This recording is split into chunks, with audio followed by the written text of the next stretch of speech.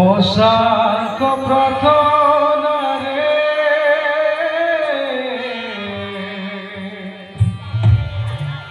মনা বসাইল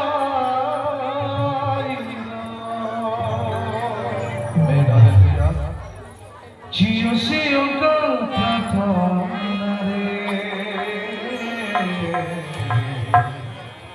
সূর্য চন্দ্র স্থগিত समस्ते गाइबा करो ताली ताली जीववा तुमना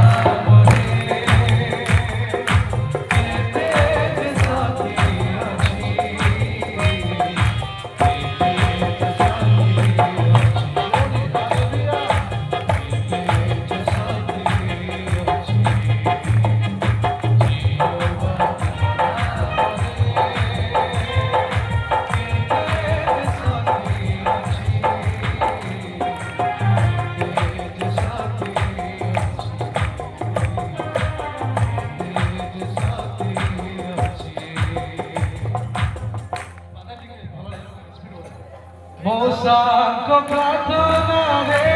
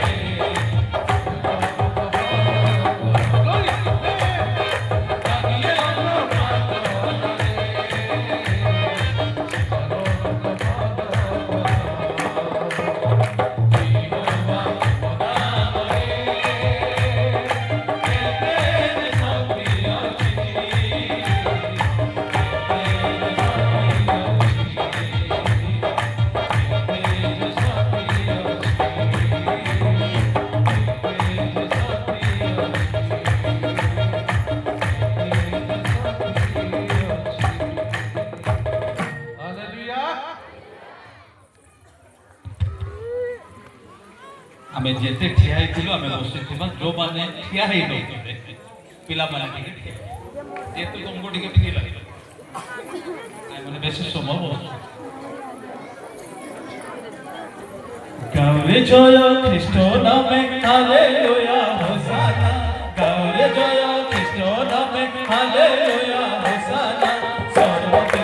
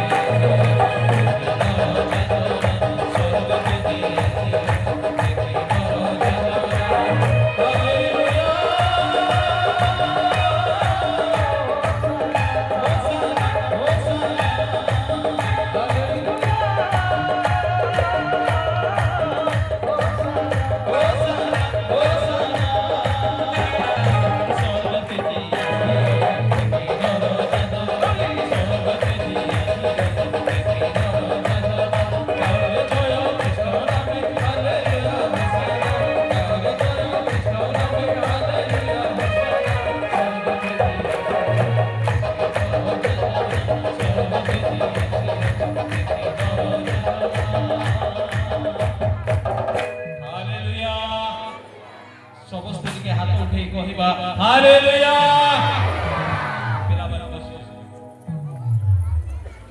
ଆଜିର ଚିନ୍ତାର ବିଷୟ ରହିଅଛି କିନ୍ତୁ ନୂଆ ଦ୍ରାକ୍ଷାରସ ନୂଆ କୁମ୍ପାରେ ରଖିବା ଉଚିତ। ସମସ୍ତେ ଟିକେ କହିବା କିନ୍ତୁ ନୂଆ ଦ୍ରାକ୍ଷାରସ ନୂଆ କୁମ୍ପାରେ ରଖିବା ଉଚିତ। এই শিক্ষাটি প্রভু যীশু দেলে। পিলামানে কথা নাই প্রভু যীশুଙ୍କୁ ଗୋଟେ ପ୍ରଶ୍ନ କରାଗଲା। କ'ଣ ପ୍ରଶ୍ନ କରାଗଲା?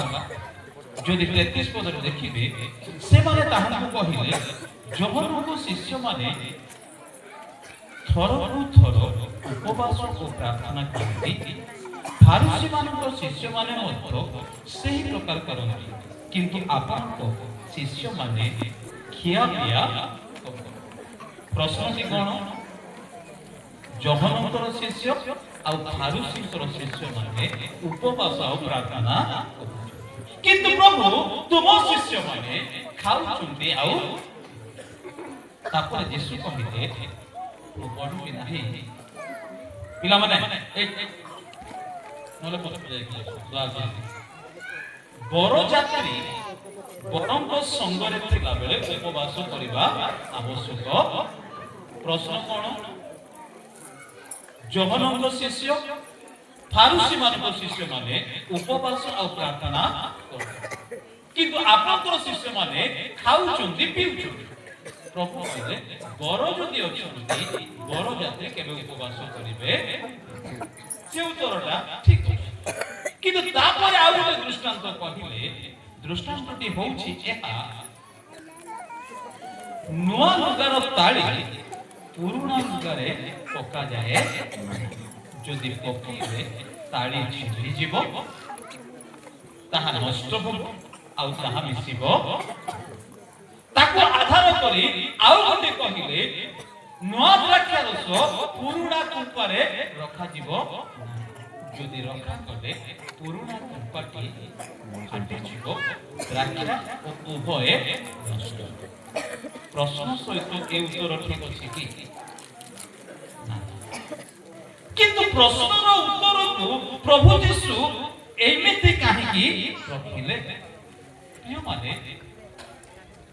ମୁଁ ଆପଣଙ୍କ ସହିତ ଏହା କହିବି, ପୁରୁଣା ଆଉ ନୂଆ ଭିତରେ କେତେକ ଘଟଣା। ନୂଆ ସେତିକି ବେଳେ ପୁରୁଣା ହବ ଯେତେବେଳେ ଅପବ୍ୟବହାର କରିବ। ପୁରୁଣା ଯେତେବେଳେ ଯତ୍ନର ସହିତ ବ୍ୟବହାର କରାଯିବ ତାହା ନୂଆ ଦେଖା। ଯଦି ନୂଆକୁ ରାଇଟ୍ ୱେରେ ୟୁଜ୍ କରିବେ ନାହିଁ ତେବେ ତାହା ପୁରୁଣା ହେବ। ଯଦି ପୁରୁଣାକୁ ବି ରାଇଟ୍ ୱେରେ ୟୁଜ୍ କରିବେ ତେବେ ତାହା ନୂଆ ଦେଖା। ହାଲେଲୁୟା। ଆମ ଜୀବନ ଯାତ୍ରା ମଧ୍ୟରେ କେତେକ ବିଷୟକୁ ଯଦି ଦେଖିବା, ବର୍ଷ ଆସିବ ବର୍ଷ ଯିବ, କେହି ରୋକିପାରିବା ନା? 2025 ଟିକେ ରହିଯା, ଆମେ ଆଉ କିଛି ଦିନ ପରେ 2025 କୁ ଛାଡ଼ିବା। ହେଇପାରିବ କି? ହେଇପାରିବ ନା? 2026 ଏବେ ତୁମେ ଆସନି, ଆମେ ତୁମକୁ ଗ୍ରହଣ କରିବୁନୁ, ହବ କି? ପ୍ରିୟମାନେ, ଏ ବର୍ଷ ଆସିବ ବର୍ଷ ଯିବ, ବୟସ ଆସିବ ଯିବ। ମୋ ବୟସ 47 ହେଲା ବେଳେ ନାଇଁ ମୁଁ ଏବେ 46 କୁ ଯିବି, 47 କୁ ଯିବିନି, ହବ କି? ହେଇପାରିବ ନାହିଁ, କାରଣ ବୟସ ବର୍ଷ ଆସେ ଆଉ ଯାଏ, କିନ୍ତୁ ଏ ଆସିବା ଯିବା ଭିତରେ ଜୀବନ ସେ ଆସେ ଆଉ ଯାଏ, କିନ୍ତୁ ତା ଚିରସ୍ଥାୟୀ। ବୟସ ସରିଯିବ, ବର୍ଷ ସରିଯିବ, କିନ୍ତୁ ଜୀବନ ସରିବ। ଯଦି ଜୀବନ ସରିଯାନ୍ତା ତେବେ ଧନୀର ଜୀବନ ନର୍କରେ ପଡ଼ି ପଡ଼ିଥାନ୍ତା, ଲାଜର ଜୀବନ ଅବ୍ରାହ୍ମଙ୍କ କୋଳରେ। ତେଣୁ ଜୀବନ ସରେ ନାହିଁ। ହୁଏତ ଲାଜର ଶରୀର ସରିଗଲା, ଲାଜର ବର୍ଷ ସରିଗଲା, ଆଉ ଧନୀଙ୍କର ବୟସ ସରିଗଲା, କିନ୍ତୁ ଜୀବନ ସରିଲା। ହାଲେଲୁୟା। ତେଣୁ ଆପଣଙ୍କ ସହିତ ମୋ ସହିତ ଯୋଉ ଜୀବନ ପ୍ରଭୁ ଦିଅନ୍ତି ତାହା କେବେ ସରେ। ବର୍ଷ ସରିବ, ବର୍ଷ ଆସିବ। ଏହା ଭିତରେ ପ୍ରଭୁ ଯୀଶୁ କାହିଁକି ବସ୍ତ୍ର ସହିତ ଏକ ତୁଳନା କରି କହୁଛନ୍ତି? ନୂଆ ବସ୍ତ୍ରର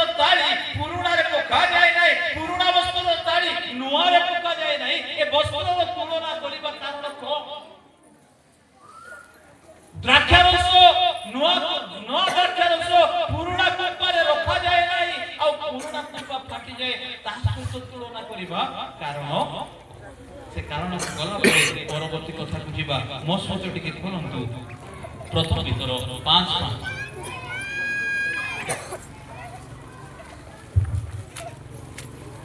ସେହିପରି ହେ ଯୁବକମାନେ, ତୁମ୍ଭେମାନେ ପ୍ରାଚୀନମାନଙ୍କର ବଶୀଭୂତ ହୁଅ। ସମସ୍ତେ ପରସ୍ପର ପ୍ରତି ନମ୍ରତାରୂପ ବସ୍ତ୍ର ପରିଧାନ କର, କାରଣ ଈଶ୍ୱର ଅହଙ୍କାରୀମାନଙ୍କ ପ୍ରତିରୋଧ କରି ନମ୍ର ଲୋକମାନଙ୍କୁ ଅନୁଗ୍ରହ କରନ୍ତି। କି ରୂପ ବସ୍ତ୍ର ପରିଧାନ କର? ନମ୍ରତା ରୂପ ବସ୍ତ୍ର। ବସ୍ତ୍ରରେ ନମ୍ରତା ଅଛି ନା ଜୀବନରେ ନମ୍ରତା ଅଛି? ଜୀବନରେ ନମ୍ରତା ଅଛି, ବସ୍ତ୍ରରେ ନମ୍ରତା। କିନ୍ତୁ ପ୍ରଭୁ ଯୀଶୁ କହିଲେ ନମ୍ରତା ରୂପ ବସ୍ତ୍ର ପରିଧାନ। ସେ କହୁଛନ୍ତି ବସ୍ତ୍ରରେ ଯଦି ତାଳି ପଡ଼ିବ, ନୂଆ ବସ୍ତ୍ର ଛିଣ୍ଡିଯିବ, ତାହା ମିଶିବ ନାହିଁ, ମ୍ୟାଚ୍ କରିବ ନାହିଁ। ତେବେ ବସ୍ତ୍ର ସହିତ ଜୀବନର ତୁଳନା ଅଛି, ଯୋଉଥିପାଇଁ ପ୍ରଭୁ ଯୀଶୁ କହୁଛନ୍ତି ଯେ ନୂଆ ତାଳି ବାହାର କରି ପୁରୁଣା ବସ୍ତ୍ରରେ ଲଗାଯାଇ ପାରିବ ନାହିଁ। ଲଗାଗଲେ ସେ ଲୁଗା ଛିଣ୍ଡିଯିବ, ତାହା ନଷ୍ଟ ହେବ, ତାହା ମିଶିବ। କାରଣ ଏଇଥିପାଇଁ ପ୍ରଭୁ କହିଲେ ବସ୍ତ୍ର ସହିତ ମନୁଷ୍ୟର ଜୀବନକୁ ସେ ତୁଳନା କରୁଛନ୍ତି। ନମ୍ରତା ରୂପ ବସ୍ତ୍ର ପରିଧାନ। 2026 ବର୍ଷରେ ଆପଣଙ୍କ ପାଇଁ, ମୋ ପାଇଁ ପ୍ରିୟମାନେ, ନମ୍ରତାର ବସ୍ତ୍ର, এই ନୂତନ ବସ୍ତ୍ରକୁ ପ୍ରଭୁ ଦେବା ପାଇଁ ଚାହୁଁଛନ୍ତି। ତେଣୁ ସେ କହୁଛନ୍ତି, ପୁଣି ସେ ସେମାନଙ୍କୁ ଏକ ଦୃଷ୍ଟାନ୍ତ ମଧ୍ୟ କହିଲେ, କେହି ନୂଆ ଲୁଗାରୁ ତାଳି ଛିଣ୍ଡାଏ ପୁରୁଣା ଲୁଗାରେ ପକାଏ, କାରଣ ବସ୍ତ୍ରରେ ନମ୍ରତା ଅଛି। ସେଇ ଉଦ୍ଦେଶ୍ୟରେ ସେ ବସ୍ତ୍ରର ଉଦାହରଣ ପ୍ରଭୁ ଦେଲେ। ତାକୁ ଟିକେ ଆଉ ବୁଝିବା ପାଇଁ ଯଦି ଦେଖିବେ ପ୍ରକାଶିତ ତାର 9:19 ଜଣେ ପଢ଼ନ୍ତୁ। 9:8 ସ୍ତ୍ରୀ ଲୋକମାନଙ୍କ କେଶ, ସ୍ତ୍ରୀ ଲୋକମାନଙ୍କ କେଶ, 19:8 ସେମାନଙ୍କ କେଶ ସିଂହଦନ୍ତ ତୁଲ୍ୟ, 19:8 ତାହାକୁ ଶୁଭ୍ର ଓ ପରିଷ୍କୃତ ସୂକ୍ଷ୍ମ ବସ୍ତ୍ର ପରିଧାନ କରିବା ନିମନ୍ତେ ଦିଆଗଲା। ସେହି ସୂକ୍ଷ୍ମ ବସ୍ତ୍ର ସାଧୁମାନଙ୍କର ଧର୍ମ କର୍ମ। ସେହି ସୂକ୍ଷ୍ମ ବସ୍ତ୍ର ସାଧୁମାନଙ୍କର ଧର୍ମ କର୍ମ ଅଟେ। এই ବସ୍ତ୍ର ସହିତ ଉଦାହରଣ ଦେଲା ବେଳେ ନୂଆ ବସ୍ତ୍ରର ତାଳି ପୁରୁଣା ବସ୍ତ୍ରରେ ଲଗାଯାଏ ନାହିଁ। ତା ମାନେ ସାଧୁମାନଙ୍କର ସୂକ୍ଷ୍ମ ବସ୍ତ୍ର ତାହା ଏପଟ ସେପଟ ଲଗାଯିବ ନାହିଁ। ତାହା କଲେ ତାହା ବିକୃତି ହେଇଯିବ। ତାହା ସାଧୁମାନଙ୍କର ଧର୍ମ କର୍ମ ଅଟେ। ଭାଇମାନଙ୍କ ଆଡ଼କୁ ଏଇ ଜଣେ ସେଇ ପଦକୁ ପଢ଼ନ୍ତୁ। 19:8 ପଦ। ତାହାଙ୍କୁ ଶୁଭ୍ର ଓ ପରିଷ୍କୃତ ସୂକ୍ଷ୍ମ ବସ୍ତ୍ର ପରିଧାନ କରିବା ନିମନ୍ତେ ଦିଆଗଲା। ସେହି ସୂକ୍ଷ୍ମ ବସ୍ତ୍ର ସାଧୁମାନଙ୍କର ଧର୍ମ କର୍ମ। ସେହି ସୂକ୍ଷ୍ମ ବସ୍ତ୍ର ସାଧୁମାନଙ୍କ ଧର୍ମ କର୍ମ। ଏବଂ ପ୍ରଭୁ ଯୀଶୁ ଏହି ବସ୍ତ୍ରର ତାଳିକୁ ବ୍ୟବହାର କଲା ବେଳେ ଏହି ବସ୍ତ୍ର ମଧ୍ୟରେ ସାଧୁମାନଙ୍କ କର୍ମ ଅଛି। ଏହି ବସ୍ତ୍ର ମଧ୍ୟରେ ସାଧୁମାନଙ୍କ ସେବା ଅଛି। ଏହି ବସ୍ତ୍ର ମଧ୍ୟରେ ସାଧୁମାନଙ୍କ ଭୋଗ ଅଛି। ତେଣୁ ସେ କହୁଛନ୍ତି ନୂଆ ବସ୍ତ୍ରର ତାଳି ବାହାର କରି ପୁରୁଣା ବସ୍ତ୍ରରେ ଲଗାଯାଏ ନାହିଁ, କାରଣ ସାଧୁମାନଙ୍କ ବସ୍ତ୍ର, ଏ ବସ୍ତ୍ରରେ ସାଧୁମାନଙ୍କ କର୍ମ ପ୍ରକାଶିତ। ବସ୍ତ୍ରରେ ଲୋକମାନଙ୍କର ନମ୍ର ପ୍ରକାଶିତ ହୁଏ। ନମ୍ରତାର ବସ୍ତ୍ର ପରିଧାନ। ଦ୍ୱିତୀୟରେ ସାଧୁମାନଙ୍କର କର୍ମ ତାହା ବସ୍ତ୍ରକୁ ପ୍ରମାଣିତ କରୁଅଛି। ଯାତ୍ରା ପୁସ୍ତକର 35-21 ପଦ। ପୁଣି ଯାହାର ମନ ଯାହାକୁ ପ୍ରବର୍ତ୍ତାଇଲା ଓ ଯାହାର ଆତ୍ମା ଯାହାକୁ ଇଚ୍ଛୁକ କଲା, ସେମାନେ ସମାଗମ ତମ୍ବୁ ନିର୍ମାଣ ନିମନ୍ତେ ଓ ତତ୍ସମ୍ବନ୍ଧୀୟ ସମସ୍ତ କାର୍ଯ୍ୟ ଓ ପବିତ୍ର ବସ୍ତ୍ର ନିମନ୍ତେ ସଦାପ୍ରଭୁଙ୍କର ଉପହାର ଆଣିଲେ। ପବିତ୍ର ବସ୍ତ୍ର, ନମ୍ରତାର ବସ୍ତ୍ର, ସାଧୁମାନଙ୍କ ଧର୍ମ କର୍ମର ବସ୍ତ୍ର, ପବିତ୍ରତାର ବସ୍ତ୍ର। ପ୍ରିୟମାନେ, এই ବର୍ଷ ମଧ୍ୟରେ ଆପଣଙ୍କ ଜୀବନରେ ମୋ ଜୀବନରେ ପ୍ରଭୁ ନମ୍ରତାର ବସ୍ତ୍ର ନମ୍ରର ସ୍ୱଭାବ ଦିଅନ୍ତି। ଦ୍ୱିତୀୟରେ ସେ ଆମମାନଙ୍କର ଧର୍ମକର୍ମ ସାଧୁ ବସ୍ତ୍ରରେ ପରିଣତ କରନ୍ତି। ତୃତୀୟରେ ଆମମାନଙ୍କର ଜୀବନ ଯାତ୍ରା ପବିତ୍ର ବସ୍ତ୍ର ସ୍ୱରୂପ। ଏହା ତ ବସ୍ତ୍ର ସମ୍ପର୍କୀୟ ଥିଲା। ତେବେ ଏବେ ଦ୍ରାକ୍ଷା ସମ୍ପର୍କରେ ଟିକେ ବାହାର କରନ୍ତୁ।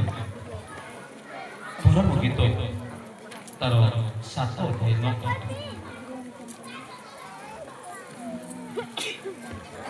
ତୁମ୍ଭର ମୁଖ ସର୍ବୋତ୍ତମ ଦ୍ରାକ୍ଷାରସ ତୁଲ୍ୟ। ତୁମ୍ଭର ମୁଖ ସର୍ବ ଉତ୍ତମ ଦ୍ରାକ୍ଷାରସ ତୁଲ୍ୟ। ଆମ ପ୍ରିୟତମଙ୍କ ଗଳଦେଶରେ ଚିକ୍କଣ ବଳିଯାଏ। ଧନ୍ୟବାଦ। ତୁମ୍ଭର ମୁଖ ସର୍ବ ଉତ୍ତମ ଦ୍ରାକ୍ଷାରସ। ଗୋଟେ ମୁଖ ପୁଣି ଦ୍ରାକ୍ଷାରସ ସହିତ ପ୍ରଭୁ ତୁଳନା। ତେବେ ଆପଣଙ୍କ ମୁଖକୁ ମୋ ମୁଖ ଯଦି ଦ୍ରାକ୍ଷାରସ ସହିତ ତୁଳନା କରାଯାଏ, সেই দ্রাক্ষারসরে জনে সুমিষ্ট পাইব, সেই দ্রাক্ষার রসরে জনে সুস্থতা পাইব, সেই দ্রাক্ষারসরে জনে আনন্দ পাইব, সেই দ্রাক্ষারসরে যিশুଙ୍କ রক্তর নিদর্শন প্রমাণিত। তুম মুখ উত্তম দ্রাক্ষারতা দ্রাক্ষারস তুল্য। প্রিয়ମାନେ ଆମର ଚିନ୍ତାର ବିଷୟ ହେଉଛି ନୂତନ ଦ୍ରାକ୍ଷାରସ ପୁରୁଣା କୂପାରେ ରଖାଯାଏ। ଆଜ୍ଞା ଦ୍ରାକ୍ଷା ଆଣିବୁ କୂପା ଅଛି କି ନ ଅଛି କୋଉଠି ହେଲେ, କିନ୍ତୁ ପ୍ରଭୁ ତାହା କହୁନାହାନ୍ତି। ପ୍ରଭୁ କହୁଛନ୍ତି ତୁମ ମୁଖ ହେଉଛି ଉତ୍ତମ ଦ୍ରାକ୍ଷାରସ ଅଟେ। এই ବର୍ଷର ପ୍ରାରମ୍ଭରେ ତୁମ ମୁଖ ଉତ୍ତମତାରେ ରହୁ। ତୁମ ମୁଖରେ ଅନ୍ୟର ସ୍ୱାଦଯୁକ୍ତ ହଉ, ଅନ୍ୟ ପାଇଁ ସୁମିଷ୍ଟ ହଉ, ଅନ୍ୟର ତୃପ୍ତି ହଉ, ଅନ୍ୟ ନିମନ୍ତେ ଆଶୀର୍ବାଦ ହଉ। ଆମେ ବେଳେବେଳେ ସହିପାରୁନୁ ଆମମାନଙ୍କ ମୁଖରେ ଯାହା ଆସୁ ତାହା କହି। ନିଜ ପିଲାମାନଙ୍କୁ ହଉ, ନିଜ ଘର ଲୋକକୁ ହଉ, ବ୍ୟବସାୟ ବାଣିଜ୍ୟରେ ହଉ, ଆମମାନେ ଆମମାନଙ୍କ ମୁଖକୁ ସମ୍ଭାଳି ପାରୁନୁ। କିନ୍ତୁ ଏ ବର୍ଷର ପ୍ରାରମ୍ଭରେ ପ୍ରଭୁ ଆପଣଙ୍କୁ ମତେ ଏହା କହନ୍ତି, ନୂତନ ଦ୍ରାକ୍ଷାରସ ପୁରୁଣା କୂପାରେ ରଖାଯାଏ ନାହିଁ। ନୂତନ ଦ୍ରାକ୍ଷାରସର ତୁଳନାତ୍ମକ ମୁଖ ଅଟେ, ଆଉ ତୁମ୍ଭର ମୁଖ ଉତ୍ତମ ଦ୍ରାକ୍ଷାରସ ତୁଲ୍ୟ। ଆଉ ସେଇ ମୁଖର ଉତ୍ତମତା এই ବର୍ଷର ପ୍ରାରମ୍ଭରୁ ବର୍ଷ ସାରା ଅନ୍ୟମାନଙ୍କ ନିମନ୍ତେ ସର୍ବୋତ୍ତମ ହେବା ଆବଶ୍ୟକ। ଆମର କଥାବାର୍ତ୍ତା, ଆମର ଗୀତ ବୋଲିବା, ଆମମାନେ ବିରକ୍ତିରେ ଚିତ୍କାରରେ କେତେକ କଥା କହିବୁ, କିନ୍ତୁ ପରେ ମନେ ପକଉ ଏହା କହିବାର ନଥିଲା। କିନ୍ତୁ ସମୟ ଚାଲି, ଏଣୁ ପ୍ରଭୁ ଯୀଶୁ ଏଇଥିପାଇଁ କହୁଛନ୍ତି ନୂଆ ଦ୍ରାକ୍ଷାରସ ପୁରୁଣା କୂପାରେ ରଖାଯାଏ ନାହିଁ। ଆଉ ଟିକେ ଦେଖିବା ଗୀତ ସଂହିତା 104:15।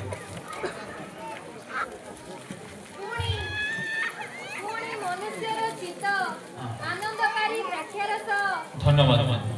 মনুষ্যর চিত্ত কোন দ্রাক্ষারস? আনন্দকারী হৃদয় পুଣି ଏକ ଦ୍ରାକ୍ଷାରସ। ତେଣୁ ପ୍ରଭୁ କହୁଛନ୍ତି এই ଦ୍ରାକ୍ଷାରସ ଆନନ୍ଦକାରୀ। ତୁମ ହୃଦୟ ଦ୍ରାକ୍ଷାରସ। ତେଣୁ ଆନନ୍ଦ ଦିଅ, ଦୁଃଖ ଦିଅ। ତୁମ ଚିତ୍ତ ଆନନ୍ଦକାରୀ ଦ୍ରାକ୍ଷାରସ ଅଟେ।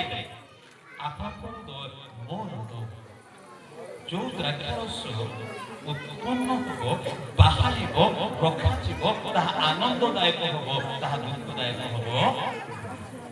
ତେଣୁ ପଛଆଡୁ ଭାଇମାନଙ୍କ ମଧ୍ୟରୁ କିଏ ଜଣେ ସେଇ ପଦକୁ ପଢନ୍ତୁ।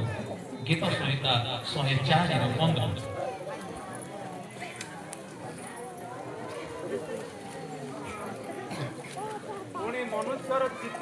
ମନୁଷ୍ୟର ଚିତ୍ତ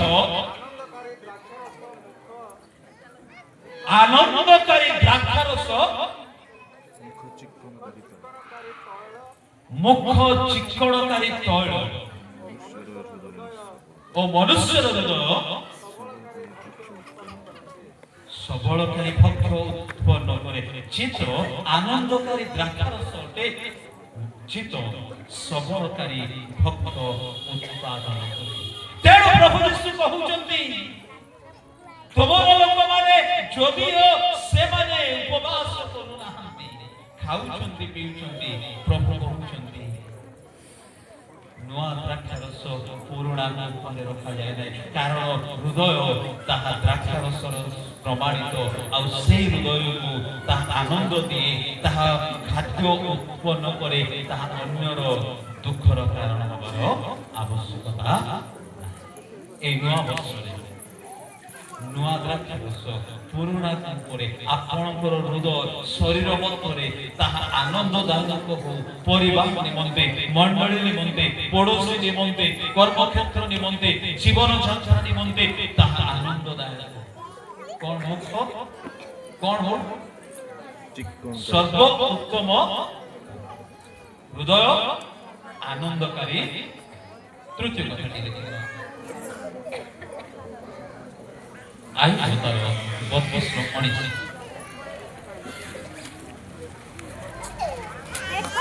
ଉଦର ବନ୍ଦ ଦ୍ରାକ୍ଷାରସ ତୁଲ୍ୟ ନୂତନ କୁମ୍ଭା ପରି ତାହା ଫାଟିବାକୁ ଉଦ୍ୟତ। ଆଉ ଟିକେ ପଢ଼ବା ଦେଖ ମୋ ଉଦର ବନ୍ଦ ଦ୍ରାକ୍ଷାରସ ତୁଲ୍ୟ ନୂତନ କୁମ୍ଭା ପରି ତାହା ଫାଟିବାକୁ ଉଦ୍ୟତ। ମୋ ଉଦର କଣ ଦ୍ରାକ୍ଷାରସ ତାହା ବନ୍ଦ ନୂତନ ଦ୍ରାକ୍ଷା ଉପରେ ଫାଟିବାକୁ। ଆକୁ ବୁଝିବାକୁ ଗଲେ ମୋର ପ୍ରିୟମାନେ, ନୂଆ ଦ୍ରାକ୍ଷାରସ ଯଦି ପୁରୁଣା କୁମ୍ଭରେ ରଖାଯିବ ତାହା ଫାଟିଯିବ, ତେବେ এই ଦ୍ରାକ୍ଷାରସ ଉଦର ମଧ୍ୟରେ ରହିବ, କିନ୍ତୁ ତାହା ବାହାରିବ ନାହିଁ, ବନ୍ଦ ରହିବ, କାହାର ଆନନ୍ଦଦାୟକ ହେବ ନାହିଁ, କାହାର ପରିତୃପ୍ତିକର ହେବ ନାହିଁ, ତେବେ ଅଟୋମେଟିକଲି ତାହା ନଷ୍ଟ ହେବାକୁ ଯିବ। ତେଣୁ କୁହାଯାଉଛି ଦ୍ରାକ୍ଷାରସ ଉନ୍ମୁକ୍ତ ରହିବ, ଦ୍ରାକ୍ଷାରସ ଅନ୍ୟର ଆନନ୍ଦ କାରଣରେ ଆସିବ, ଦ୍ରାକ୍ଷାରସ ଅନ୍ୟକୁ ପରିତୃପ୍ତ କରିବ, ଦ୍ରାକ୍ଷାରସ ତାହା ବନ୍ଦ କରାଯିବ। ତେଣୁ ପ୍ରଭୁ ଯୀଶୁ ଯେତେବେଳେ ସେ ଆପଣ ରକ୍ତର ନିଦର୍ଶନ ଦ୍ରାକ୍ଷାରସକୁ ଦେବା ବେଳେ କହିଲେ, ନିଅ ଏହା ମୋର ରକ୍ତରେ ସ୍ଥାପିତ ନୂତନ। ତାକୁ ବନ୍ଦ କରି ରଖିଲେ ନାହିଁ, ତାକୁ ଆବଦ୍ଧ କଲେ ନାହିଁ, ତାକୁ ରୁଦ୍ଧ କଲେ ନାହିଁ, କାରଣ ତାହା ଦିଆଗଲା।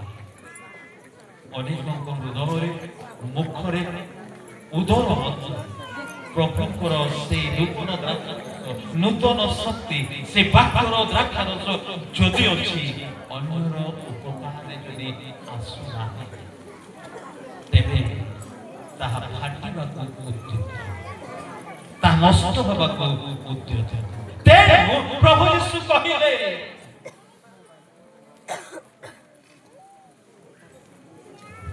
ନୂଆ ଦ୍ରାକ୍ଷାରସ ନୂଆ କୁମ୍ଭରେ ରଖ। ତେଣୁ ସେ କିନ୍ତୁ ନୂଆ ଦ୍ରାକ୍ଷାରସ ନୂଆ କୁମ୍ଭରେ ରଖିବା କାହିଁକି?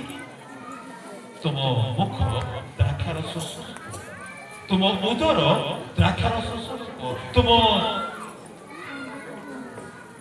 ହୃଦୟ ଦ୍ରାକ୍ଷାରସ, ତେଣୁ ତାହା ଆନନ୍ଦ ଦେବ, ତାହା ଅନ୍ୟର ତୃପ୍ତି କରିବ, ତୁମ ମୁଖରୁ ସୁସ୍ୱାଦ ବାହାରିବ, ତାହା ଅନ୍ୟର ଦୁଃଖର କାରଣ ହବ। ତେବେ ମୁଁ ଆପଣଙ୍କ ସହିତ ରଖିବି, ନୂତନ କେମିତି ପୁରାତନ ହୁଏ, ପୁରାତନ କେମିତି ନୂତନ।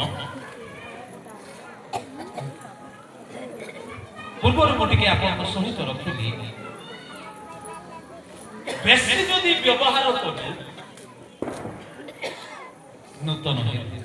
ଯଦି କଂସାକୁ ଆପଣ ମାଜୁଥିବେ, ତେବେ ତାହା କେମିତି ରହିବ?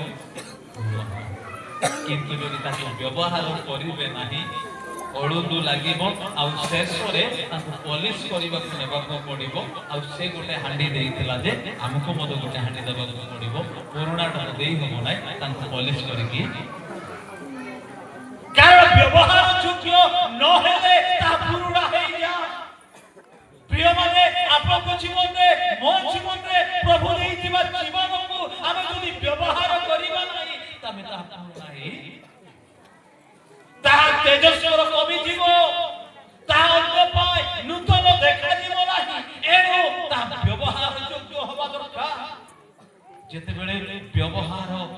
ଯିବ ନାହିଁ ତେବେ ତାହା ପୁରୁଣା ହେବାର ବହୁତ ଚାନ୍ସେସ୍ ଅଛି।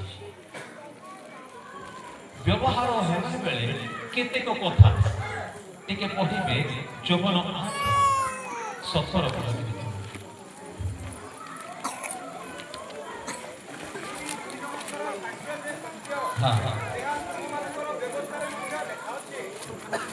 ପ୍ରିୟମାନେ ଦୁଇ ଜଣଙ୍କର ସାକ୍ଷ୍ୟ ଯେ ସତ୍ୟ ଏହା ତୁମମାନଙ୍କ ବ୍ୟବସ୍ଥାରେ ଲେଖାଅଛି।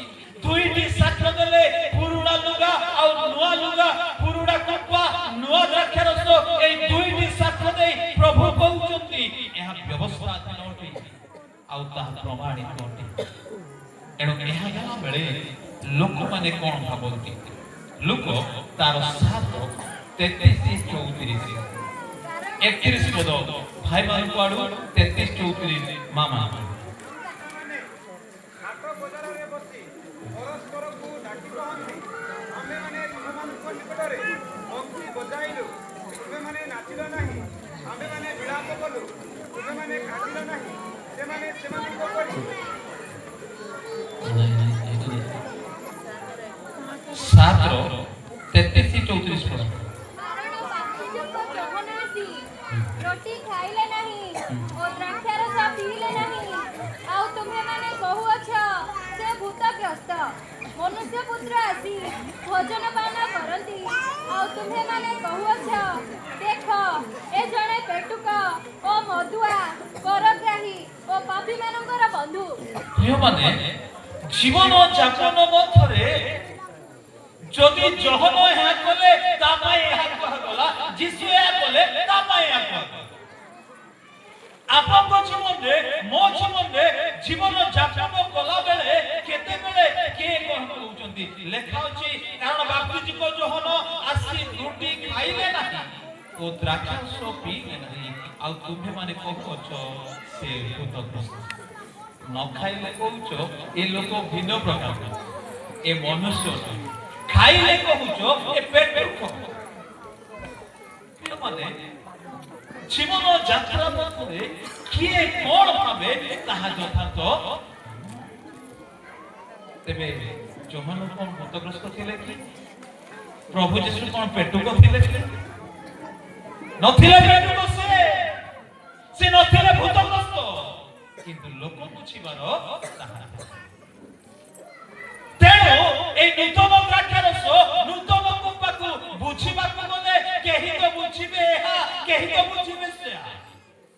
କାହାର ବୁଝାମଣା କେମିତି ହେଇପାରେ? ଆଉ ପ୍ରଶ୍ନ କଲେ ଯେ ଯୋହନର ଶିଷ୍ୟମାନେ ଉପବାସ କରୁଛନ୍ତି, ଫାରୁସିଙ୍କ ଶିଷ୍ୟମାନେ ଉପବାସ କରୁଛନ୍ତି, କିନ୍ତୁ ତୁମର ଶିଷ୍ୟମାନେ ଖାଉଛନ୍ତି ପିଉଛନ୍ତି। ଖାଇଲେ କହୁଛ ତୁମେ ପେଟୁକ, ନ ଖାଇଲେ କହୁଛ ଭୂତଗ୍ରସ୍ତ। ହେଲେ କଣ କରିବେ ସେ?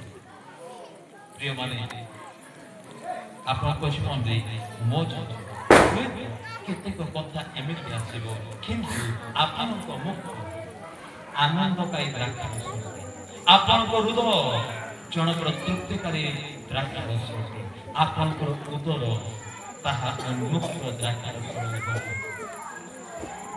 ଅନ୍ୟ ପକ୍ଷରେ ଆପଣଙ୍କର ବସ୍ତ୍ର ତାହା নম্রতাର ବସ୍ତ୍ର, ଅନ୍ୟ ପକ୍ଷରେ ଆପଣଙ୍କର ଧର୍ମ କର୍ମ ସାଧୁତାର ବସ୍ତ୍ର ହଉ, ଆପଣଙ୍କର ପବିତ୍ର ବସ୍ତ୍ର ଆପଣଙ୍କ ଜୀବନ ଯାତ୍ରା। এই କାରଣରୁ ପ୍ରଭୁ ଯୀଶୁ କହିଲେ ପୁରୁଣା ବସ୍ତ୍ର ତାଳି ନୂଆ ବସ୍ତ୍ରରେ ଲଗାଯାଇ ପାରିବ ନାହିଁ, ନୂଆ ବସ୍ତ୍ରର ତାଳି ପୁରୁଣାରେ ଲଗାଯିବ ନାହିଁ। ଲଗା କଲେ ତାହା ଛିଣ୍ଡିଯିବ, ତାହା ନଷ୍ଟ। ନୂଆ ଦ୍ରାକ୍ଷାରସ ପୁରୁଣା କମ୍ପାରେ ରଖିଲେ ତାହା ଫାଟିଯିବ ଆଉ ଉଭୟ ନଷ୍ଟ ହେଇଯିବ।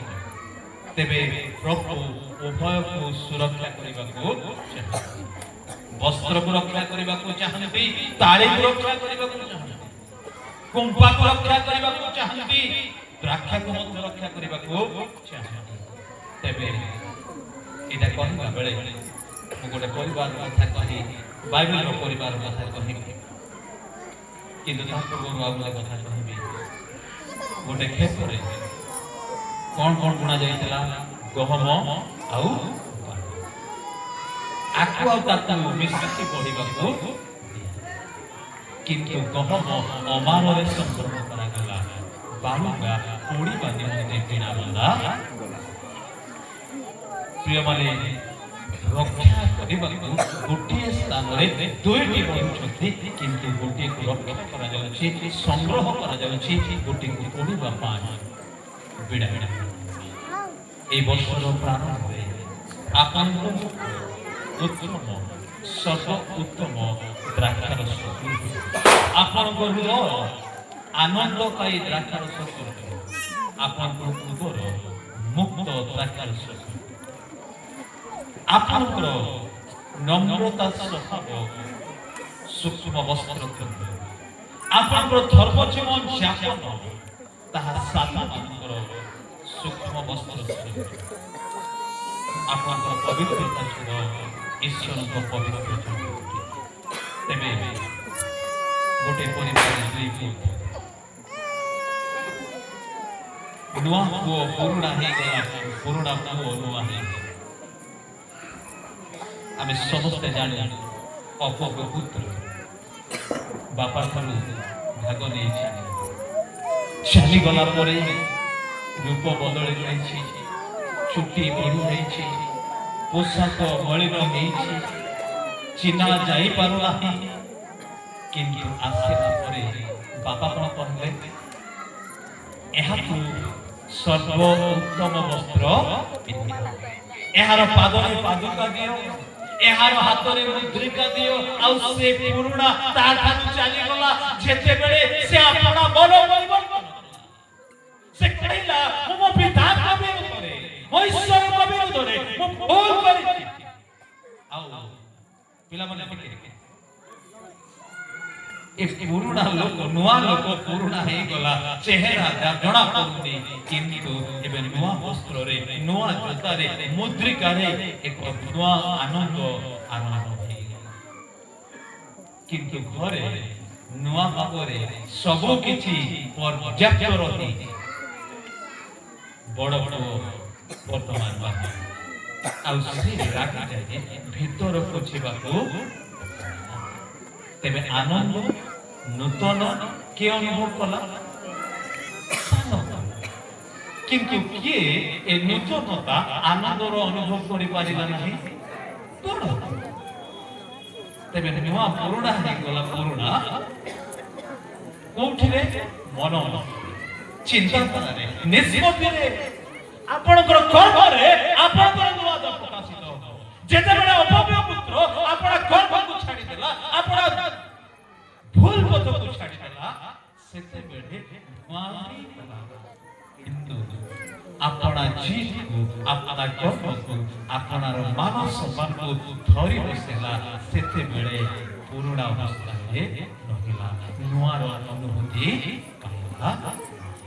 ମୋର ପ୍ରିୟମାନେ, ଆପଣଙ୍କ ଜୀବନରେ, ମୋ ଜୀବନରେ ବର୍ଷ ଆସିବ ଯିବ, କିନ୍ତୁ ନୂଆ ଅନୁଭବ ପ୍ରଭୁ ନୂଆ ଅନୁଭବ ଆପଣଙ୍କ ହାତରେ ଅଛି। ଯେତେବେଳେ ନିଜକୁ ସମର୍ପଣ କରିଦେବେ, ସେତେବେଳେ ପ୍ରଭୁ ନୂଆ ଅନୁଭୂତି ଦେବେ, ନୂଆ ଆନନ୍ଦ ଦେବେ। ମୁଖକୁ ସେ ଉତ୍ତମ ଦ୍ରାକ୍ଷାରସ ତୁଲ୍ୟ ସମର୍ପଣ, ହୃଦୟକୁ ଆନନ୍ଦକାରୀ ଦ୍ରାକ୍ଷାରସ କରିବେ, ଆଉ ତାହା ଫାଟିବାକୁ ଦେବେ। ତେବେ ପ୍ରଶ୍ନ, ମୁଁ କେମିତି ପ୍ରଭୁଙ୍କ ନିକଟରେ ମୋ ମନକୁ ରଖୁଛି? ବର୍ଷ ଆସିବ ଯିବ, ବର୍ଷ ସରିବ, କିନ୍ତୁ ପ୍ରଭୁ ଏହା କହନ୍ତି, ତୁମ ଜୀବନର ମନ, ତୁମ ମୁଖ ତାହା ଆନନ୍ଦ ଦ୍ରାକ୍ଷାରସ। ତେଣୁ ତାକୁ ତୁମେ ପୁରୁଣା ଅବସ୍ଥାରେ ରଖ। ଆଗରୁ ରାଗିକି କହୁଥିଲ, ଆଗରୁ ଖରାପ ଭାଷାରେ କହୁଥିଲ, ଆଗରୁ କଣ ବୋଲି ଡାକୁଥିଲ, ତୁମ ମୋର ଯଦି ଭାବିଲେ ଆଉ କିଛି ଭୁଲ ଅଭ୍ୟାସ ତୁମ ମୁଖରେ ପକଉଥିଲ, ଟିକେ ପଡୁଥିଲା। କିନ୍ତୁ ଏବେ এই নয়া বছরে তুম মুখ নূতন, তুম কথাবার্তা নূতন, তোমার খাদ্যপেয় নূতন হোক, সেই পুরোনা অভ্যাস আউ তুম মুখরে কহিবা টিকে হালেলুয়া, জোরে কহিবা হালেলুয়া। প্রিয় মানে যদি মুখ এই কথা কহু কহু দিন করে জনে মতে কহিলে আজ্ঞা আপনার লোক মানে কিছু পয়সা দেই কি পরিবর্তন ମୁଁ କହିଲି ପଇସା ଦଉନୁ ପଇସା ନଉଛୁ କେମିତି ଆଜ୍ଞା ସେ ପାନ ବେଶୀ ଖାଉଛ ତୁମେ ପାନ କେତେ ଟଙ୍କାରେ ଖାଉଛ କହିବାରୁ ସେ କହିଲା ମୁଁ 30 ଟଙ୍କାର ପାନ ଦେଉଛି ମୁଁ କହିଲି ତୁମକୁ ପାନ ଛାଡ଼ିବା ପାଇଁ ଆମେ ପ୍ରଭୁଙ୍କ ନିକଟକୁ ଆସିଲେ ପାନ ଖାଇବାକୁ ନିଶ୍ଚିତ ତୁମେ ଯଦି ପାନ 30 ଟଙ୍କା ଖାଉଥିଲ ମାସରେ କେତେ 900 तुमे पान खाई ओ ड्रेस रे पिला तुम ड्रेस बंधा हैला ताको तुमे आउ पिंदी पारिलो नाही ताको रखलो तुमे गोटिए मास न खाइलो 900 टका तुमर बळिला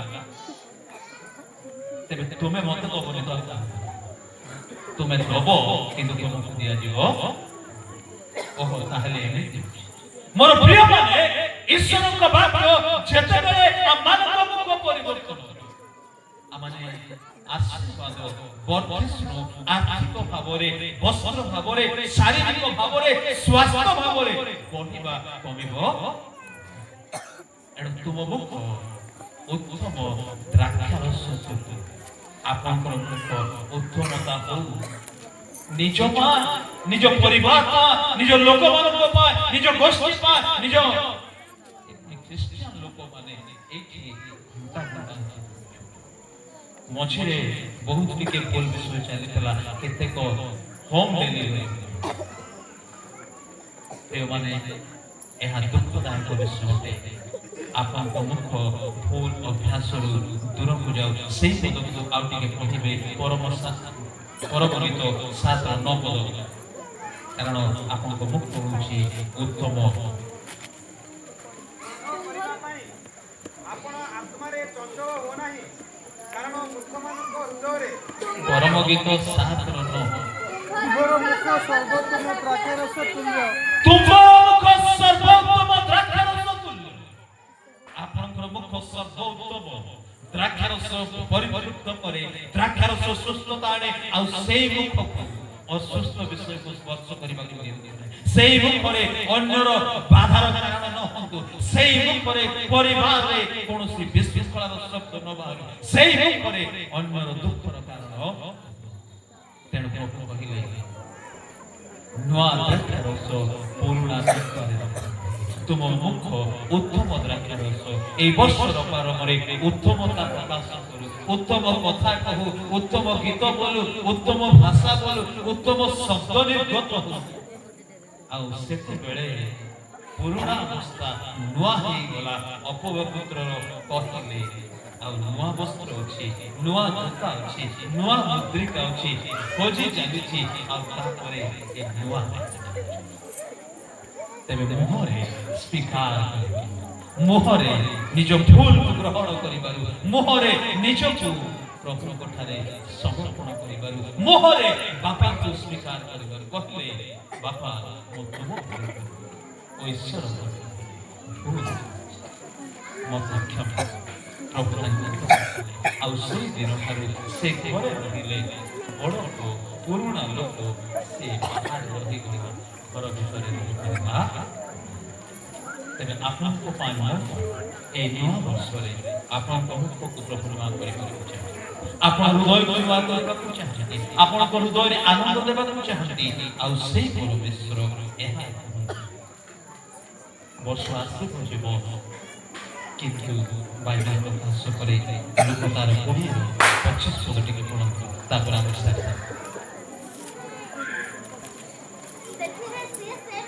कहिले तेबे काई करक चाहा ताहा काई करक दियो पुनी ईश्वर कर चाहा ताहा ईश्वर को दियो प्रिय माने जीवन यात्रा मधुरे केते बेले कोन करिबा को हो काहा को कोन दबा हो ताहा आमाने जानि सेदिन फारूसी करग्राफी माने केतेक विश्व द्वंद्व निमंते पचारिले किंतु प्रभु यीशु कहिले काईश्वरंकर जहा काईश्वरंको दियो ईश्वरंकर जहा ईश्वरंको दियो कहिबा टिके हालेलुया ए वर्षे आपनको मुख उत्तम द्राक्षारस तुल्य ए वर्षे आपनको हृदय आनंद द्राक्षारस तुल्य ए वर्षे आपनको उदर उन्मुक्त द्राक्षारस कुंड तुल्य ଚତୁର୍ଥ କଥାଟି এই ବର୍ଷରେ ଈଶ୍ୱରଙ୍କର ଯାହା ଈଶ୍ୱରଙ୍କୁ ଦିଅନ୍ତୁ, କାଈଶ୍ୱରଙ୍କର ଯାହା କାଈଶ୍ୱରଙ୍କୁ କହିଲେ ଈଶ୍ୱରଙ୍କ ସହିତ ଆମେ ଲାଗିବୁ। ଅନେକ ସମୟରେ ଆମେ ଈଶ୍ୱରଙ୍କର କାଈଶ୍ୱରଙ୍କୁ ଦେଉ, କାଈଶ୍ୱରଙ୍କର ଈଶ୍ୱର। କିନ୍ତୁ ପ୍ରଭୁ ଆପଣଙ୍କୁ ମତେ ଏହା କରନ୍ତୁ, କାଈଶ୍ୱରଙ୍କର ଯାହା କାଈଶ୍ୱରଙ୍କୁ ଦିଅନ୍ତୁ, ଈଶ୍ୱରଙ୍କର ଯାହା ଈଶ୍ୱରଙ୍କୁ ଦିଅନ୍ତୁ। ତହିଁରେ ବର୍ଷ ଯାକ ଈଶ୍ୱରଙ୍କ ସହିତ ରହିବୁ, ଆଉ କୌଣସି ବିଷୟରେ ଆମମାନେ ପଛକୁ ହଟିବୁ। ପ୍ରଭୁ ଏହି ସଂକଟ ବାର୍ତ୍ତାରେ ଆମ ପ୍ରତ୍ୟେକଙ୍କୁ ଆଶୀର୍ବାଦ କରନ୍ତୁ। ଏବଂ ତିନୋଟି କଥା, ଆପଣଙ୍କର ବସ୍ତ୍ର নম্রতাକୁ ପ୍ରକାଶ କରୁ, ଆପଣଙ୍କ ଜୀବନ ଯାକ নম্রତାକୁ ପ୍ରକାଶ କରୁ। ଆପଣଙ୍କ ମୁଖ ତାହା ଉତ୍ତମ ଦ୍ରାକ୍ଷାରସ ତୁଲ୍ୟ ହଉ। ଆପଣଙ୍କର ହୃଦୟ ଏକ ଆନନ୍ଦ ହୃଦୟର ଦ୍ରାକ୍ଷାରସ ସ୍ୱରୂପ। ତହିଁରେ ଯୋଉଠିକି ଯିବୁ, ଯେତେବେଳେ ଯିବୁ, ଯାହା କରିବୁ, ପ୍ରଭୁ ଗୌରବ ପାଇବେ, ଆଉ ଆମ ପ୍ରତ୍ୟେକଙ୍କ ପାଇଁ ତାହା ଆଶୀର୍ବାଦ ହେବ। ପ୍ରଭୁ ଏହି ବାକ୍ୟ ଦେଇ ଆମ ପ୍ରତ୍ୟେକଙ୍କୁ ଆଶୀର୍ବାଦ କରନ୍ତୁ।